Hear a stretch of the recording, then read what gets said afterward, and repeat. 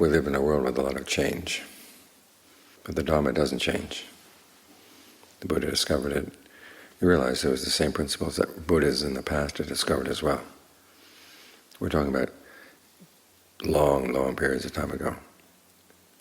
There's no difference between the Dharma then and the Dharma now. So as we practice the Dharma, we're finding something in our own lives that's unchanging, something we can rely on.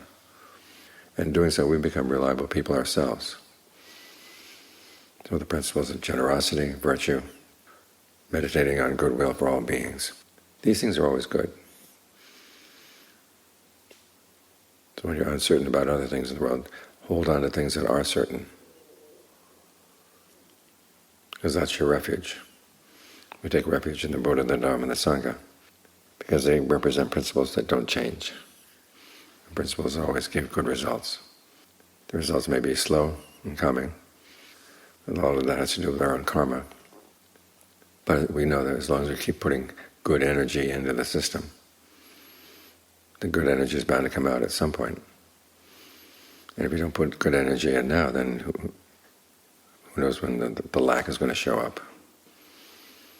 So we have the opportunity with each in and out breath to do something good, as the Buddha said.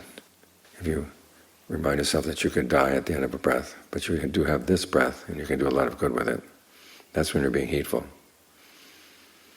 He'd asked the monks how heedful they were, how many times they thought about death in the course of a day. One monk said once a day, another monk said twice a day. Finally got down to one monk who said, each time I breathe in, I say, may I live to the end of the out-breath, so I can do some good with my mind. And the Buddha said of all the monks, that last one was the one who was heedful. Everybody else was heedless. In other words, you want to make the most of each in and out breath that you've got. At the very least, to keep your mind in good shape. Keep your mind under control. So if anything happens to the body, you've got something inside that you can depend on. Because someday you're going to get pushed out. What will you have then? Just what you've got in your pockets. In other words, just what the qualities you have in your mind at that moment. So make sure you have good qualities in the mind all the time. You have good things in your pockets. Have some wealth that you can use as you go to the other side. Of course, it doesn't save its goodness only for the other side. It gives goodness now. Years back I went on to Amazon and typed books on goodness into the search box. It came out with books on cookies and cakes and that kind of thing. That's what goodness means in our society now, which is sad. Goodness has lost its luster, but it hasn't lost its value. It's there.